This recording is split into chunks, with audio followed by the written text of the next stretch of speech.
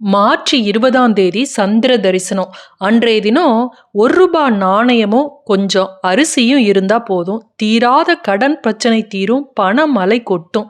அது எப்படி அப்படிங்கிறத இந்த பதிவுல பார்க்கலாம். இந்த சந்திர தரிசனம் அப்படிங்கிறது செல்வ சேர்க்க, தோஷ நிவாரணம் இதோட தொடர்புடையதாக சொல்லப்படுகிறது. இந்த சந்திர தரிசனம் இருக்குல்ல, அதாவது 3ஆம் பிறை அமாவாசை முடிஞ்சு 3வது நாள்ல வரும். 3வது நாள் அப்படின்னா திதியை கணக்கு வச்சு திருதியை திதி அப்படின்னா 3ன்னு சொல்லுவோம். அப்ப திருதியை திதியில வர்றது தானே அப்படின்னு நினைப்பீங்க. அது கிடையாது. அமாவாசையில இருந்து கணக்கு வச்சு அமாவாசை, பிரதம, அடுத்தது துவிதியை திதி. இந்த துவிதியை திதியில வரக்கூடிய அந்த சின்னதா வரும் பாருங்க, கீற்று மாதிரி சில நிமிடங்கள் தான் இருக்கும். அந்த 3ஆம் பிறையை தரிசிப்பது நம்ம சிவபெருமானோட தலையில இருக்கக்கூடிய 3ஆம் பிறையை தரிசிப்பது போன்ற பலனை தரும். தொடர்ந்து 3ஆம் பிறை நம்ம தரிசனம் செஞ்சோம் அப்படின்னா நமக்கு பணம் ஏதோ ஒரு வழியில இருந்து 100% வந்தே தீரும்னு சொல்றாங்க. ஆனா நம்மளால தொடர்ந்து 3ஆம் பிறை பார்க்க முடியாது. ஏன்னா ஒரு மாசம் பார்த்துருவோம், அடுத்த 3ஆம் பிறை அப்ப சில நேரங்கள்ல மறந்துடுவோம், சில நேரங்கள்ல போய் பார்க்கணும்னு நினைச்சாலும் மேகக்கூட்டங்களால அந்த 3ஆம் பிறை மறைக்கப்பட்டு இருக்கும், நம் கண்களுக்கு தெரியாது. ஒரு சிலர் மட்டும்தான் அந்த மாதிரி 3ஆம் பிறையை பார்ப்பாங்க.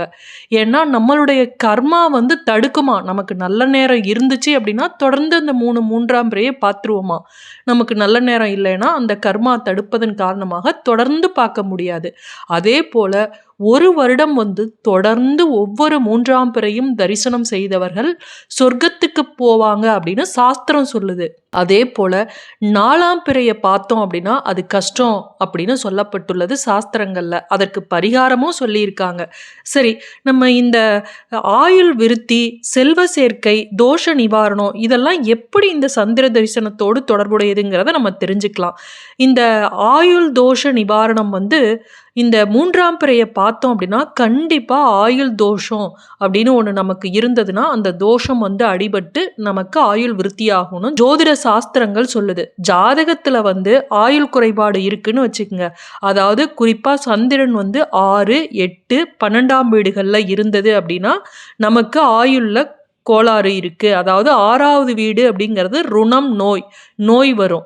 8வது வீடு அப்படிங்கிறது ஆபத்தை குறிக்கக்கூடியது. 12வது வீடு அப்படிங்கிறது இழப்புகளை குறிக்கக்கூடியது.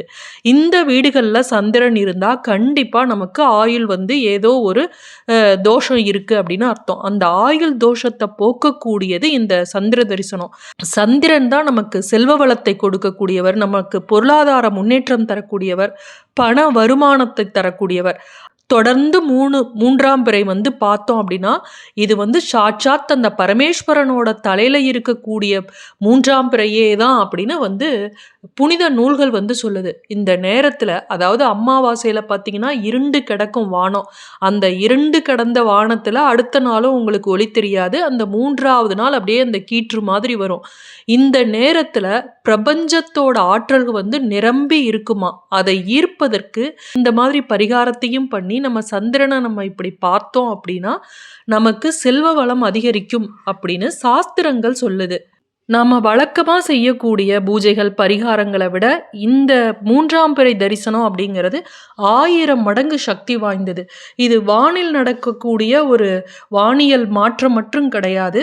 சித்தர்கள், ஞானிகள், தேவர்கள் இவங்கெல்லாம் இந்த மாற்றத்துக்காக காத்திருப்பாங்களாம். இந்த நேரத்துல நம்ம அந்த 3ஆம் பிறையை பார்த்தா நமக்கு பல கோடி புண்ணிய பலன்கள் கிடைக்குங்கிறதுக்காக சித்தர்கள்லாம் அதை தரிசனம் செய்வதற்கு அந்த நேரத்துல இருப்பாங்க அப்படின்னு சாஸ்திரங்கள் சொல்லுது. அதனால நம்ம இந்த 3ஆம் பிறை தரிசனத்தை நம்ம பார்க்கணும்.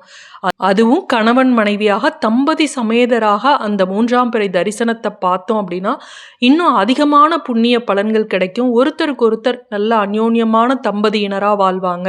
அது மட்டும் இல்ல, பிரிந்திருக்கக்கூடிய தம்பதியினர், ஹஸ்பண்ட் அண்ட் ஒய்ஃப் ஏதோ ஒரு மனக்கசப்புனால தள்ளி இருக்காங்க அப்படின்னா அவங்க இந்த 3ஆம் பிறை தரிசனத்தை ஒருத்தர் பார்த்தா கூட அவங்களுடைய வேண்டுதல் கழித்து அவங்க மறுபடியும் ஒன்று சேருவாங்க.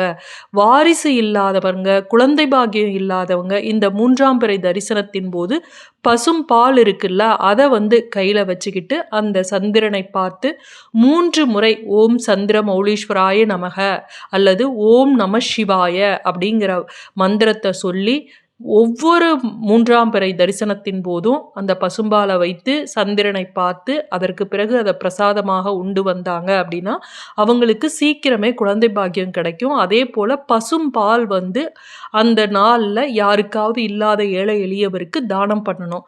திருமணம் ஆகாத பெண்கள் மனதிற்கு பிடித்த வாழ்க்கை துணை அமையணும் அப்படின்னா இந்த சந்திர தரிசனத்தை பார்த்தா நிச்சயமா அமையுமா. ஏன்னா சந்திரன் மனோகாரகன். அது மட்டும் இல்லை, சந்திரன்னாவே அழகு. அந்த அழகின் அடையாளமாக இருக்கக்கூடிய அந்த சந்திர பகவானை அதுவும் 3ஆம் பிறை தரிசனத்தை பார்த்தா நிச்சயமா மனசுக்கு பிடித்த வாழ்க்கை துணை அமையுவாங்க. இந்த மாதம் வந்திருக்கக்கூடிய சந்திர தரிசனத்தை நம்ம தரிசனம் செஞ்சோம் அப்படின்னா இரட்டிப்பு பலன் கிடைக்கும். ஏன் அப்படின்னு பார்த்தீங்கன்னா சந்திர தரிசனம் செவ்வாய், வெள்ளி மற்றும் சனி நாட்கள்ல நடந்தது அப்படின்னா அதனுடைய பலனானது இரட்டிப்பாக அதிகரிக்கும். அதே போல தமிழ் மாதங்கள்ல சித்திரை மற்றும் வைகாசியில சந்திரனை தரிசிப்பது ஓராண்டு முழுவதற்குமான புண்ணிய பலனை தரும் அப்படின்னு நம்பப்படுகிறது. இந்த மாதம் மார்ச் 20ஆம் தேதி பார்த்தீங்கன்னா வெள்ளிக்கிழமையில சந்திர தரிசனம் வந்திருக்கு. அதனால இந்த நாளை தவற விட்டுடாதீங்க. பொருளாதார முன்னேற்றம் வேணும், பண வருமானம் வேணும், தொழில் வளர்ச்சி வேணும் அப்படின்னு நினைக்கிறவங்க இந்த நாளில் இந்த சந்திர தரிசனம் செஞ்சீங்க அப்படின்னா நீங்க என்ன வேண்டுறீங்களோ அது உங்களுக்கு இரட்டிப்பு பலனாக கிடைக்கும். 3ஆம் பிறை தரிசனம் அப்படிங்கிறது தன ஆகர்ஷண சக்தியை கொண்டுள்ளது.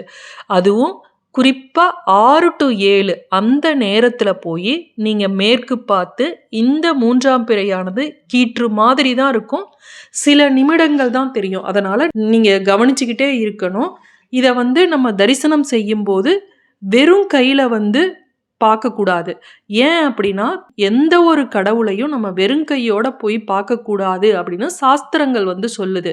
அதனால தான் யாகத்திலையும் சரி, ஒரு ஞானியரை பார்க்கும் போதும் சரி, கடவுளை பார்க்கும் போதும் சரி, ஒரு நாணயத்தை அதில் அவங்களுக்கு அந்த தட்டில் வைக்கிறோம் இல்லையா, தீபார்த்தனை காட்டின அப்புறம் அதை வச்சாதான் நம்மளுடைய வேண்டுதலே பூர்த்தி ஆகும்னு சொல்லுவாங்க. அது மாதிரி சந்திரனை பார்க்கும்போது நம்ம கையில் 1 ரூபாய் நாணயத்தை வச்சுக்கணும்.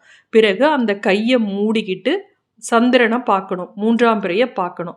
பார்த்துட்டு என் கையில் இருக்கக்கூடிய பணமானது பல மடங்கு பெருக வேண்டும் அப்படின்னு சொல்லி ஓம் சந்திர மௌலீஸ்வராய நமக அப்படின்னு சொல்லி 3ஆம் பிறையை பாருங்க. பார்த்துட்டு மறுபடியும் கையில் இருக்கிறத திறந்து பார்த்துட்டு மறுபடியும் பார்க்கணும் பிறையை. அதே போல சொல்லணும். 3 முறை இதே மாதிரி திறந்து பார்த்துட்டு சந்திரனை பார்க்கணும். ஒவ்வொரு முறையும் நீங்க ஓம் சந்திர மௌலீஸ்வராய நமக அல்லது ஓம் நம சிவாய அப்படின்னு சொல்லணும். இந்த 3ஆம் பிறை தரிசனத்தின் போது மனிதர்களோட வேண்டுதலை இறைவன் நேரடியாக ஏற்றுக்கொள்வார் அப்படின்னு சாஸ்திரங்கள்ல சொல்லப்பட்டுள்ளது.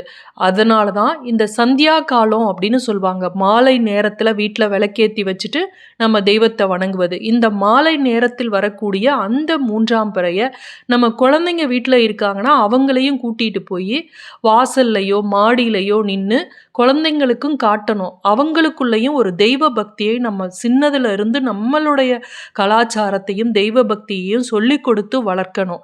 இந்த சந்திரனோட குளிர்ந்த ஒளியால தான் பயிர்கள் செழித்து வளருது. அதனால இந்த சந்திரனை நம்ம இந்த 3ஆம் பிறையை தரிசனம் செஞ்சோம் அப்படின்னா நமக்கு வீட்டில் தானிய பற்றாக்குறை இருக்காது. அன்னலட்சுமியோட அருள் நமக்கு இருக்கும். சாப்பாட்டுக்கு என்னைக்கும் குறைவு இருக்காது. சந்திரனுக்குரிய தானியம் அப்படின்னு பார்த்தீங்கன்னா பச்சரிசி. இந்த பச்சரிசியை நம்ம சிறிது இந்த நேரத்தில் காயின் வச்சு நீங்க சாமி கும்பிடுறீங்களா, அதோடையே சேர்த்து பச்சரிசியையும் நீங்க வைத்து இந்த நேரத்தில் வழிபடலாம். வெறும் காயினையும் வைத்து வழிபடலாம். இந்த சந்திர தரிசனத்தின் போது இன்னும் நம்ம சிறப்பான பலனை பெறணும் அப்படின்னா எப்படி செய்யணும் அப்படிங்கிறத சாஸ்திரங்கள் இன்னும் சிறப்பாக சொல்லியிருக்கு. அதாவது சந்திர தரிசனம் பார்க்கறதுக்கு முன்னாடி புனித நீராடல் அப்படின்னு நம்ம குளிச்சுட்டு அதற்கு பிறகு வெள்ளை நிற உடை அணிந்து சந்திரனுக்குரிய பால், வெள்ளை நிறத்தில் இருக்கக்கூடிய தயிர், பச்சரிசி இதெல்லாம் சாமிக்கு விளக்கு முன்னாடி வச்சு அதற்கு பிறகு நம்ம வீட்டில் தீபம் காட்டி விட்டு சந்திரனையும் பார்த்துட்டு சந்திரனை பார்க்கும்போது ஓம் சந்திர மௌலீஸ்வராய நமக, ஓம் நம சிவாய, ஓம் ஸ்ரீ சோமாய நம அப்படிங்கிறதெல்லாம் வந்து நம்ம உச்சரித்து பால் தானம் செஞ்சோம் அப்படின்னா நமக்கு சந்திர தரிசனத்தோட பலன் பல மடங்காக கிடைக்கும். உங்களால் போய் மேலே மாடியிலையோ அல்லது வீட்டு வாசல்லையோ பார்க்க முடியல, மூன்றாம் பிறையை பார்க்க முடியல அப்படின்னாலும் வீட்டில் வந்து சந்திரனை நினச்சி மனசுலேயே அவரை நினச்சி பிரார்த்தனை பண்ணி இந்த மந்திரத்தை சொல்லி அந்த சந்திர தரிசனம் பண்ணுறவங்க குறைந்தபட்சம் நல்லா அவரை உற்று நோக்கி அந்த சந்திரனை வந்து நல்லா பிறைச்சந்திரனை பார்த்து உணர்ந்து அந்த மந்திரத்தை சொல்லணும். வீட்டில் விளக்கு முன்னாடி தீபம் ஏற்றி செய்கிறவங்க சந்திர பகவானை கண்முன் கொண்டு வந்து அந்த மூன்றாம் பிறை கீற்ற மனதில் கொண்டு வந்து ஓம் சந்திர மௌலீஸ்வராய நமக அப்படின்னா சந்திர பகவானோட கருணை பெற்று நம்ம வளமான வாழ்க்கை பெற முடியும். இந்த சந்திர தரிசனம் செய்வது பிரம்மகத்தி தோஷம்னு சொல்லுவாங்கல்ல, மிகப்பெரிய பாவங்கள்ல ஒன்று. அந்த பிரம்மகத்தி தோஷத்தை கூட போக்கக்கூடிய சக்தி உடையது.